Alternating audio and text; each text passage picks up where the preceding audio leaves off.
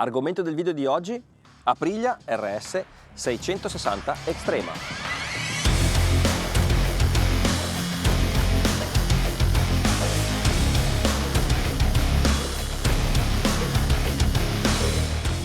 Chi lo avrebbe mai detto? Tutti, e lo confesso io per primo, abbiamo pensato che la RS, la prima moto della nuova piattaforma Aprilia ad arrivare sul mercato, fosse destinata a diventare la Cenerentola della famiglia 660, composta anche da Tuono e Touareg. Invece la sportiva di Novale sta facendo la voce grossa anche sul mercato. Evidentemente la fame di carena e semimanubri non è mai venuta meno, soprattutto se la moto su cui sono piazzati è ben gestibile anche su strada, come la RS 660.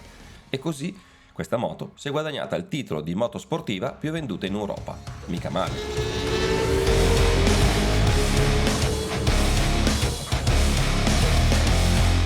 Gestibile su strada sì, ma anche capace ovviamente, come tutte le Aprilia, di dire la sua tra i cordoli. La prova del 9, arriva dai tempi di cui sono stati capaci i piloti che corrono nel trofeo RS 660 Cup. Qualche esempio: 1.45,7 a Vallelunga, 1.59,7 al Mugello e 1.43,5 qui a Misano, dove ci troviamo oggi. Ecco perché in Aprilia hanno deciso che per la RS 660 2023 era tempo di fare un passo in più.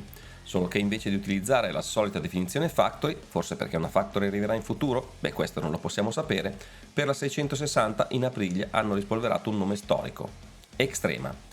Forse non tutti se lo ricorderanno, ma di sicuro chi perdeva litri di saliva dietro le 125 anni 90 questo nome lo ha bene in mente. Era scritto sulla carena della RS 125, moto che con la Extrema toccò l'apice delle prestazioni.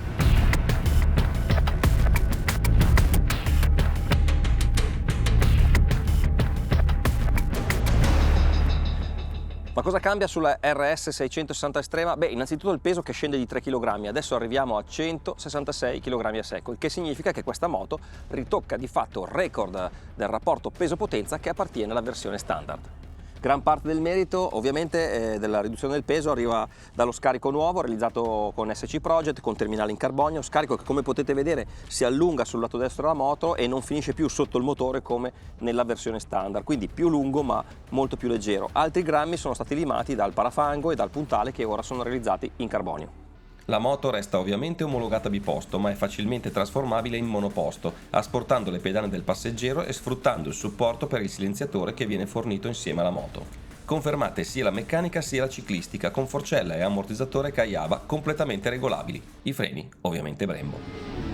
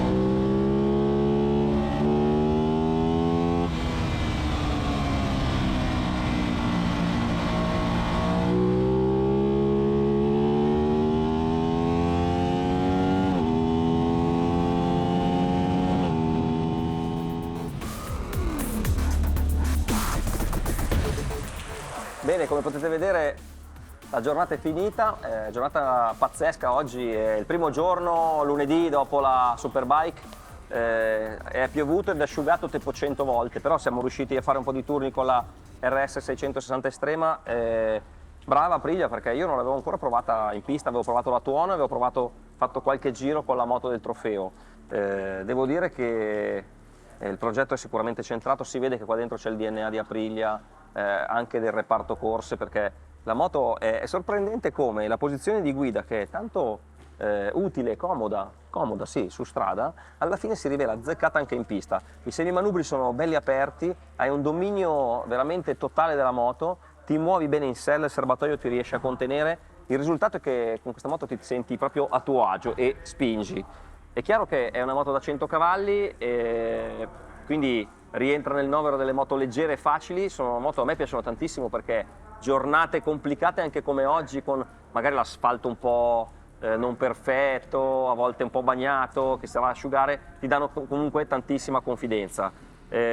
Moto che vanno usate ovviamente come le super sport, quindi come le moto leggere, tantissima percorrenza in curva, si arriva a frenare molto tardi, si lascia correre tanto la moto, si va prestissimo sul gas, cose che con questa moto ti riesce molto bene perché intanto è leggera, senza ombra di dubbio, ha un ottimo impianto frenante, una buona forcella che io vorrei un filino più sostenuta in alcune staccate perché non ho avuto tempo di lavorarci, ma mi piacerebbe che affondasse con meno velocità per andare meno sulla gomma. E poi percorrenza ottima, e soprattutto la fase di frenata, perché la gestione del freno motore di questo bicilindrico in pista è centratissima. Ho usato il freno motore a livello 1, quindi il meno invasivo, la lascia correre molto, ti consente anche di scalare molto velocemente, molto più velocemente di molte superbike. Riesce a buttare giù 3 marce in rapida sequenza senza che mai il retrotreno abbia a scomporsi. Questa gestione del freno motore consente a questa moto di essere molto efficace, molto veloce. Io oggi giravo con dei 600, diciamo, di vecchia generazione, e sei lì, insomma, te la puoi giocare, anzi puoi anche andare più forte se sei in gamba.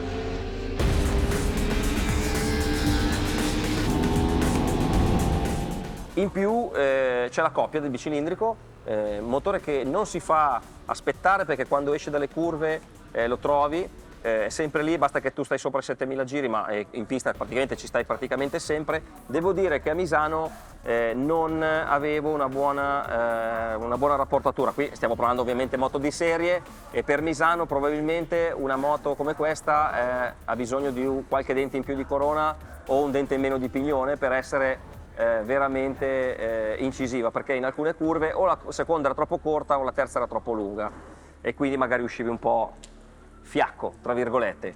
L'assetto mi è piaciuto, io però sono intervenuto un po' sul mono. Ricordo che qui abbiamo un mono Öhlins che fa parte degli optional, quindi non è di serie ha un mono più basico, ma qui abbiamo montato questo mono. Ho dato 4 click di compressione per fare sedere meno la moto. Del resto questa moto, proprio perché è leggera e veloce, percorre velocissima, va guidata come una super sport, quindi col gas il più aperto possibile per più tempo possibile.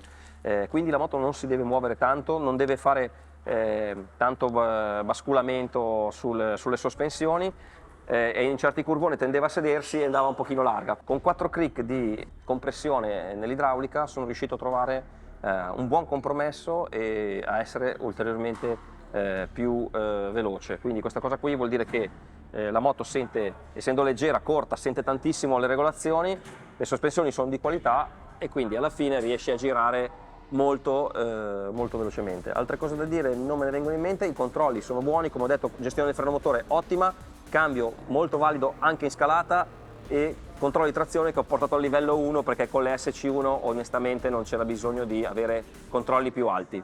Questo è più o meno quello che mi sono segnato in una giornata un po' complicata qui a Misano sulla Aprilia RS 660 Extrema. Aggiungo una cosa, che lo scarico lungo andrebbe verificato sul banco, ma secondo me aiuta questo motore ad arrivare più convinto al limitatore. È meccanica, è fisica, gli scarichi lunghi aiutano i motori ad allungare un po' di più, piuttosto che quelli corti che danno più coppia subito ma si spengono prima. Quindi lo scarico dell'SC, sebbene i valori nominali siano uguali, secondo me per la pista aiuta un po' l'Aprilia ad arrivare più convinta in zona limitatore. È una moto che ce ne vorrebbero di più, gioca da sola in un segmento dove praticamente non ha concorrenti. Secondo me sono moto buone, ottime, validissime per andarsi a divertire in pista senza troppe menate, ha una buona elettronica, si guida bene, quindi è un progetto che secondo me è centrato, anche appunto se al momento non ha concorrenti. Datevi una mossa concorrenti perché io di moto così ne voglio di più. Questo è tutto quello che mi sono segnato, qua sotto nei commenti sono sempre a disposizione, mi raccomando iscrivetevi al canale e noi ci vediamo al prossimo video.